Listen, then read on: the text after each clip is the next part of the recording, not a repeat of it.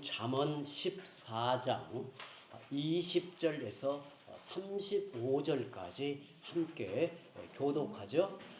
가난한 자는 이웃에게도 미움을 받게 되나 부유한 자는 친구가 많으니라. 이웃을 업신여기는 자는 죄를 범하는 자요 빈곤한 자를 불쌍히 여기는 자는 복이 있는 자니라. 악을 도모하는 자는 잘못 가는 것이 아니냐. 선을 도모하는 자에게는 인자와 진리가 있느니라.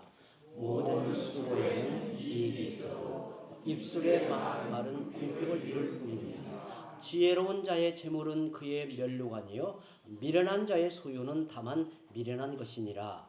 진실한 증인은 사람의 생명을 구원하여 거짓말을 뱉는 사람은 숨기느니라.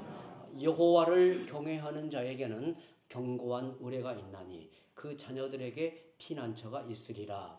여호와를 경외하는 것은 생명의 샘이니 사망의 그물에서 벗어나게 하느니라. 백성이 많은 것은 왕의 영광이요 백성이 적은 것은 주권자의 패망이니라. 여호와를 경외하는 자는 크게 명철하고 마음이 조급한 자는 어리석음을 나타내느니라. 평온한 마음은 육신의 생명이나 시기는 뼈를 썩게 하느니라. 가난한 사람을 학대하는 자는 그를 지으신 이를 멸시하는 자요 궁핍한 사람을 불쌍히 여기는 자는 주를 존경하는 자니라. 의인은 그의 환난에 엎드러져도 악인은 그의 환난에 엎드러져도 의인은 그의 죽음에도 소망이 있느니라. 지혜는 명철한 자의 마음에 매음을 거두어 미련한 자의 속에 있는 것은 나타나느니라. 공의는 나라를 영화롭게 하고 죄는 백성을 욕되게 하느니라. 슬기롭게 행하는 신하는 왕에게 은총을 입고 욕을 끼치는 신하는 그의 진노를 당하느니라. 아멘. 오래전에 영국 런던 신문사에서 돈이란 무엇인가에 대한 정의를 시민들에게 물은 적이 있습니다. 가장 번뜩이는 정의를 내린 사람에게는 1,000파운드의 상금을 주겠다 하고 그 신문사에서 특집으로 돈이 무엇인가에 대한 기사를 냈다고 합니다. 1등에 뽑힌 사람이 누구였을까? 의외로 경제 전문가가 아닌 신문을 돌리는 한 소년이었다고 합니다. 그 소년이 말한 돈의 정의는 이렇습니다. 그 소년이 말한 돈의 정의는 이렇습니다. 돈이란 천국 이외의 어디든지 갈 수 있는 티켓이며 행복 이외의 모든 것을 살 수 있는 수단이다. 참 기가 막힌 정의라는 생각이 듭니다. 돈이 그렇다는 거예요. 돈은 대단한 위력이 있습니다.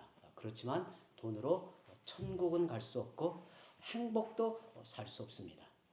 우리는 황금만능이라는 말을 자주 듣고 삽니다. 황금만능이라는 말은 돈이면 무엇이든 다 할 수 있다는 말이죠. 이런 말을 자주 들어요. 그것은 사탄이 속이는 말이죠. 이 땅에서 정말 가치 있는 것은 돈으로 구할 수가 없습니다. 이것을 깨닫지 못하고 돈이면 다 된다고 생각하는 사람들 때문에 세상이 이 지경으로 흘러가는 겁니다. 사람들은 사는 동안 언젠가는 돈의 한계를 절실하게 깨닫습니다. 그때가 다를 뿐이에요. 평생을 깨닫지 못하고 살다가 죽는 날이 되어서야 돈은 아무것도 아니구나 라고 깨닫는다면 그건 참 안타까운 일이에요. 돈의 가치, 돈의 한계를 하루라도 빨리 깨달아야 좀 더 인간답게 살아갈 수 있습니다.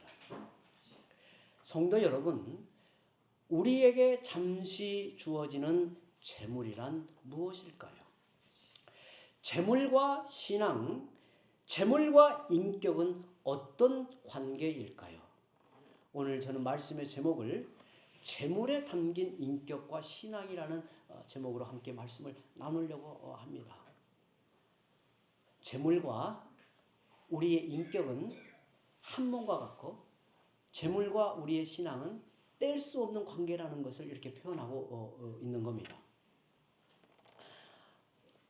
달리 말하면 우리는 돈과 어떤 관계를 설정하고 살아야 하는가를 함께 물음 앞에 질문 앞에 답을 하고자 하는 거예요. 먼저 알아야 할 것은 물질을 창조하신 하나님은 재물을 죄악으로 여기지 않으십니다. 물질을 창조하신 하나님은 재물을 악하다고 하시는 게 아니에요. 그러므로 금욕주의는 성경적으로 잘못된 것입니다. 금욕주의라는 것은 육체적 욕망이나 세속적 이익을 금하라는 거예요. 부정하라는 거예요. 그러나 금욕주의는 성경에서 가르치고 있는 바가 아니에요. 그러나 하나님 대신 돈이 마음의 중심을 차지하고 있는 것을 가리켜 성경은 그건 죄다, 탐욕이다, 그건 우상이다 이렇게 말합니다. 이에 대한 가르침이 시편 49편에 나오는데 시편 49편을 여러분 집에 가셔서 한번 읽어보시기 바랍니다. 굉장히 재미있는 표현이 나오는데요. 시편 49편에 나오는 이 말씀을 짧게 요약하면 이런 내용입니다. 이 땅에는 두 종류의 인생이 있다는 거예요. 하나는 존귀한 인생, 또 하나는 짐승 같은 인생. 좀 표현이 좀 더 격하다면 버러지 같은 인생이라면 짐승 같은 인생이 있다. 짐승 같은 인생은 자기 재물을 의지하고 부요함을 자랑 삼아 사는 자들, 그들은 짐승 같은 인생을 사는 것이다.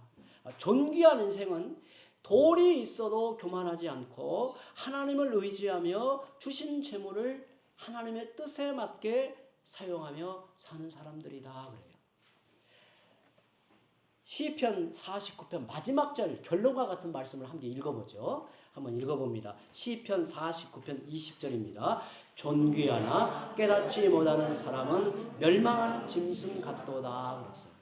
이 말을 좀 더 풀어 설명하면 인생이 존귀한데, 내게 주어진 이 인생이 존귀한데 깨닫지 못하는 사람은 멸망하는 짐승 같다 이렇게 말하고 있는 겁니다. 여러분의 재물관은 어떠합니까? 나의 재물에 대한 관점이 올바른지 판단하는 기준이 저는 세 가지로 오늘 말씀을 통해서 찾아보려고 해요. 나의 재물에 대한 관점이 올바른가? 하나님이 기뻐하실 만한가를 판단하는 기준이 세 가지로 오늘 말씀을 통해서 찾아보려고 합니다. 첫째로 가난한 사람을 대하는 태도입니다. 즉 가난한 사람을 차별하지 않는 것입니다. 20절 함께 읽어봅니다. 20절 가난한 자는 이웃에게도 미움을 받게 되나 부요한 자는 친구가 많으니라. 많은 사람들이 가난한 사람을 부담스럽게 여기며 멀리합니다. 왜 부담스러워할까요? 가난한 사람들을 왜 부담스러워할까요? 자기 양심이 도와줘야 한다는 올바른 생각을 찌르기 때문에 그래요. 만약에 내 곁에 이 새끼 양식이 없어서 늘 굶고 사는 것을 보면 나는 그래도 늘 양식에 부족함 없이 살면 옆에 있으면 모른 채 할 수는 없잖아요. 모른 채 할 수 없으니 그 양심이 자기의 그 올바른 생각을 찌르기 때문에 그냥 눈에라도 안 보고 싶어 하는 거예요. 그에 반해서 부자들은 친구가 많다는 거예요. 오늘 말씀에 부유한 자는 친구가 많다. 사람들이 부자를 좋아하기 때문입니다. 부자들이 옆에 있으면 일단 도움을 주기보다는 도움을 받는 자리에 있잖아요. 그리고 어울릴 때 조금이라도 삶이 편하다는 거예요. 그렇지만 가만히 생각해 보면 부자는 고독합니다.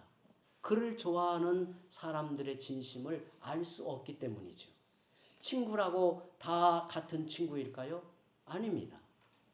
우리는 어떤 친구가 되어야 하는가, 되어주어야 하는가? 유대인의 경전으로 중요한 탈무드에 보면 가난한 자의 친구가 되어주라 그랬어요. 거기에 보면 가난한 자의 친구가 되어줘라.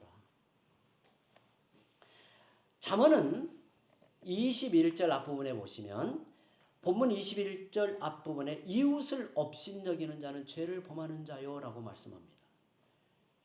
돈이 없다고 무시하거나 돈이 많다고 굽신대거나 사람을 소유에 따라 다르게 대하는 것은 죄라고 말하는 거예요. 죄를 범하는 것이다.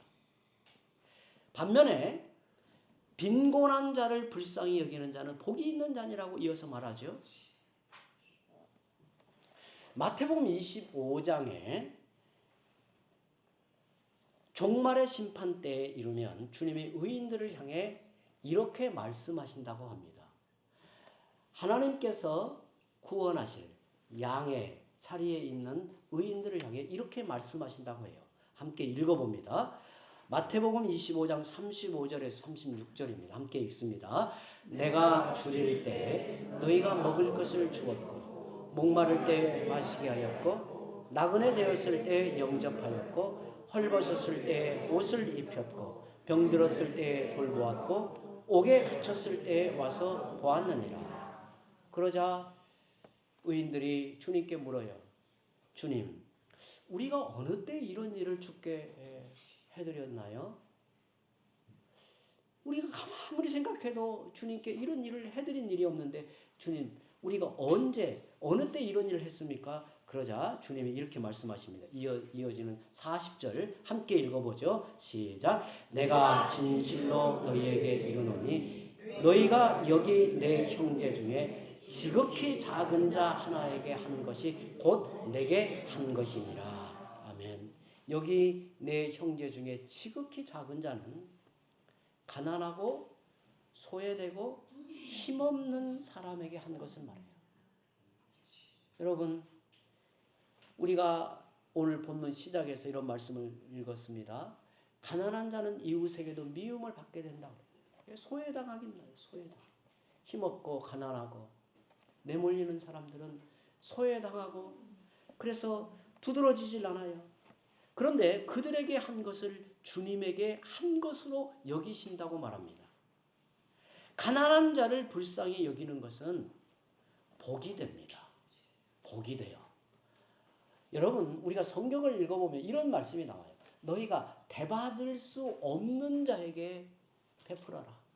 그것이 너희에게 복이 된다. 성경에는 또 그것이 하나님께 구워드리는 것이다. 하나님께 구워드리는 것이다. 여러분, 하나님께 구워드리면 우리가 하나님께 10개를 구워드리면 하나님이 10개를 주시나요? 100개, 1000개, 10,000개. 내게만 주시는 게 아니라 자녀에게까지 이르러서 이렇게 주신다는 거예요. 둘째로 베푸는 마음이 판단 기준이 되는 거예요. 22절에 보면 많은 사람들의 삶의 방식이 악을 도모한다고 합니다. 베푸는 마음과는 정반대로 살아갑니다. 남의 것에 욕심을 내고 다른 사람의 것을 빼앗으려고 합니다. 어떻게 하면 베풀 수 있을까? 어떻게 하면 서로에게 유익할까? 이렇게 생각하는 것이 마땅합니다. 이것이 선을 도모하는 삶이에요. 그럴 때 인자와 진리가 있으리라는 말씀처럼 인자하게 대하고 진실한 자세를 가지게 됩니다. 그런데 어떻게 하면 저 사람을 이용해 먹을까? 저 사람을 등쳐서 빼앗을 게 없는가라고 악을 도모하고 있다면 이미 잘못된 길로 들어서는 것입니다. 우리는 누구를 대하든 그에게 도움이 필요한 것이 무엇일까? 서로에게 유익이 되게 하는 것이 무엇일까를 이게 신자에게는 본능처럼 이게 일어나야지 세상의 악인들처럼 누구를 대하든지 저놈을 어떻게 해서 이용해 먹을까? 어떻게 등쳐서 빼앗아 낼까? 이게 내 안에서 작동이 되면 안 된단 말이에요. 그런데 여러분, 이 세상 사람들을 보면요.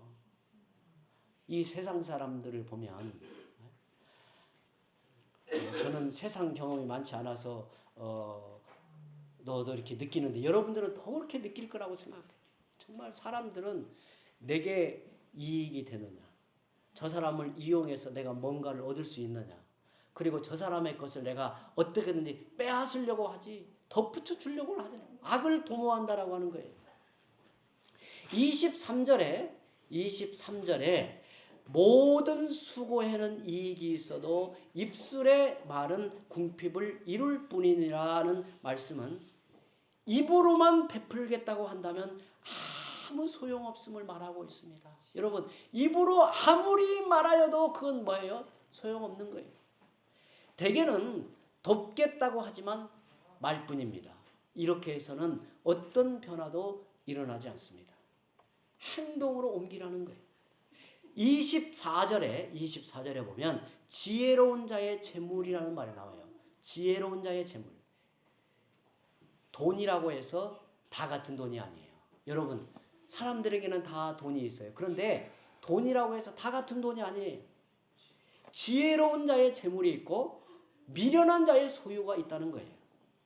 하나님을 인정하는 사람, 훈련을 통해 믿음이 반듯한 사람, 겸손한 사람의 재물은 나에게도 유익하고 다른 사람에게도 축복이 되는 거예요. 재물은 기회이고 능력입니다.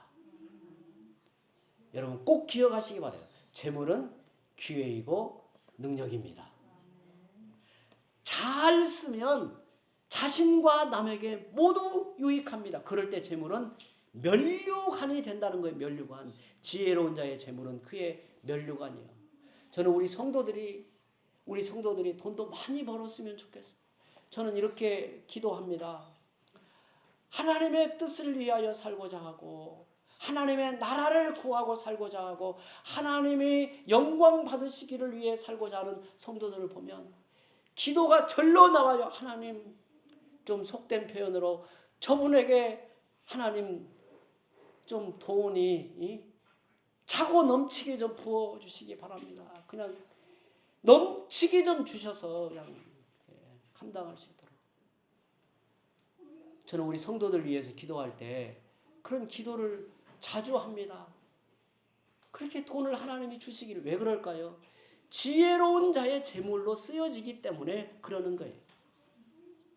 반면에 미련한 자의 소유는 그의 미련함을 드러낼 뿐이라고 말해요. 돈이 없으면 가만히 있는데 돈이 있으면 사치하고 방탕한 삶을 삽니다.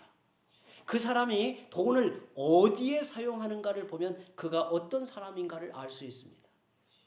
미련한 자는 돈을 가지고 자기의 미련함을 드러낼 뿐이라고 말해요. 돈은 우리가 어떤 사람인가를 나타내는 가장 정확한 저울입니다. 돈 때문에 면류관을 얻기도 하고 돈 때문에 심판을 받기도 합니다. 정말 저는 이 말씀이 가슴에 확 이렇게 박힙니다. 돈 때문에 면류관을 쓰기도 하고 돈 때문에 심판을 받아요.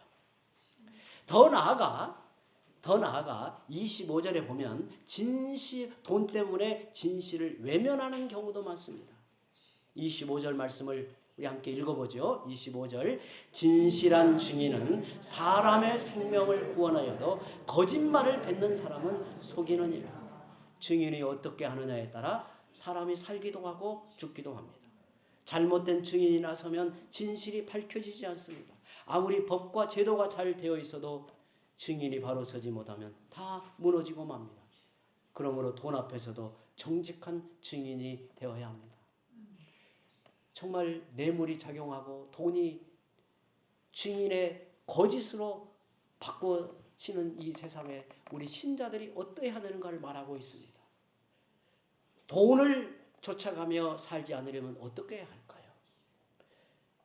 여호와 하나님을 믿고 경외해야 합니다. 26절 함께 읽어보죠. 26절. 여호와를 경외하는 자에게는 견고한 의뢰가 있나니 그 자녀들에게 피난처가 있으리라. 또한 그것을 자녀들에게 부지런히 가르쳐야 한다고 합니다.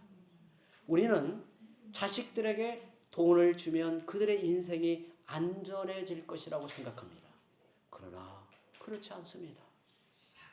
하나님만이 우리의 방패이시고 피난처이십니다. 하나님을 경외하는 것이야말로 가장 중요한 인생 자산이 되는 겁니다. 자녀들에게 이것을 물려주어라는 거예요. 성도 여러분, 인생이란 하나님 나라를 향해 나아가는 순례의 길입니다. 여호와를 의뢰하면 하나님이 직접 그 길에 나의 방패와 피난처가 되어 주십니다. 오늘도 여호와를 경외하는 마음, 그 믿음으로 광야길을 걸어가라고 말씀하는 겁니다. 27절에 여호와를 경외하는 것은 생명의 샘이니 사망의 그물에서 벗어나게 하느니라고 말씀합니다. 여호와를 경외하면 우리 속에 생명의 샘, 마르지 않는 생명의 샘이 솟아난다는 것입니다. 이 메마르고 광야와 같은 세상을 살아갈 때 가장 절실한 것은 생명의 샘물일 것입니다. 그 샘물을 어떻게 발견할 수 있겠는가? 여호와를 경외할 때 이 땅에 살면서도 생명력이 솟아나고 더 나아가 영생의 복을 누리며 살 수 있다는 것입니다. 여호와를 경외하는 것은 놀라운 은혜이고 과분한 축복입니다. 그는 자기 속에 영원히 마르지 않는 생명의 샘을 가진 인생이 되는 것입니다. 예수님은 요한복음 7장 38절에 나를 믿는 자는 성경의 이름과 같이 그 배에서 생수의 강이 흘러나오리라고 말씀하셨습니다. 여러분 속에 생수의 강이 흘러 넘치고 있습니까? 외적인 조건에 흔들리지 않고 언제나 솟아나는 샘물이 있다면 그 영혼은 목마르지 않을 것입니다. 영적인 위로와 참 기쁨이 샘솟게 됩니다. 이스라엘 백성이 광야를 행진할 때 주님이 그들 가운데 친히 생수가 되셔서 그들과 함께 하신 것처럼 여호와를 경외하는 백성에게 그리 하시겠다는 말씀이에요. 마지막 셋째로 나의 재물에 대한 관점이 올바른가를 아는 기준은 돈 때문에 염려에 빠지는가를 말하고 있습니다. 돈 때문에 염려에 빠지는가? 돈 때문에 서로 미워하고 싸우고 분노하는 일이 많습니다. 하지만 우리는 믿습니다. 주시는 분도 여호와요, 취하시는 분도 여호와이십니다. 주실 때가 있으면 거두실 때도 있습니다. 저는 이렇게 믿고 살아왔고 주님 앞에 이렇게 서고 싶은 것은 가난하게 하면 하나님께서 가난하게 함을 통해 복되게 하신다고 믿고 부유하게 하시면 그걸 통해서 복되게 하신다고 저는 믿습니다. 먹을 것이 부족하면 부족한 대로 먹고 살고 없으면 하나님을 바라보고 굶으며 은혜를 구하며 살게 하는 시절을 보내게 하는 것도 하나님의 뜻입니다. 저는 목사로서 제 개인에게 꼭 정하고 있는 원칙 중에 하나가 저는 우리 성도들에게 해당되지는 않는다고 봐요. 저는 목사이기 때문에 그런 마음을 갖는 게 빌리지 않는다라는 생각을 갖고 있습니다. 빌리지 않는다. 없으면 없는 대로 참고 견디고 부족하면 부족한 대로 가난에 처하여서 훈련받는 게 저는 목사의 삶이라고 하나님 앞에서 이것을 포기한다면 저는 믿음이 무너진다고 생각을 했어요. 그런데 하나님은 우리 앞에 우리를 먹이고 기르시는 목자이고 우리의 삶을 책임지시는 목자라는 생각은 너무나 분명한 확신이 듭니다. 손해본 것은 잊어버려야 합니다. 29절에 이렇게 말하죠. 노하기를 더디하는 자는 크게 명철하여도 마음이 조급한 자는 어리석음을 나타내느니라. 또 남이 잘 되는 것을 시기하고 질투하면 안 됩니다. 분위기 들 것도 아닙니다. 평온한 마음은 이런 외부의 타격에 의해 흔들리지 않는 마음입니다. 세상의 가치관이 수없이 우리 마음을 공격합니다. 그때마다 요동하면 어떻게 되겠는가? 그러면 뼈를 썩게 한다고 말합니다.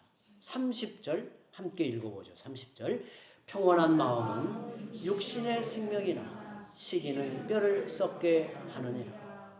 그러면 어떻게 하면 염려하지 않을 수 있을까요? 어떻게 하면 염려하지 않을 수 있을까요? 돈을 쫓아가지 말고 하나님을 바라보아야 합니다. 하나님을 바라볼 때, 찬양할 때, 기도할 때, 말씀을 붙들고 살아갈 때 하나님은 우리를 평안하게 지켜주십니다. 여러분, 부자 되게 하는 게 아니에요. 부자 되게 하는 사람도 있지만 하나님은 이런 사람들에게 반드시 복되게 하시는 것은 그의 삶을 평안하게 지켜주시는 거예요. 내가 너를 사랑한다. 내가 너를 알고 있다. 내가 너의 문제를 간섭하여 해결해 주실 것이다. 이 말씀 한마디로 우리는 이 세상을 헤쳐나가는 것입니다. 그러나 하나님을 바라보지 않으면, 사람을 바라보거나 돈을 쫓아가면 결국에는 무너지고 맙니다. 하나님을 바라본다면 죽게 된 상황에서도 소망을 가질 수 있습니다. 32절 함께 읽어보죠. 악인은 그의 환난에 엎드러져도 의인은 그의 죽음에도 소망이 있느니라.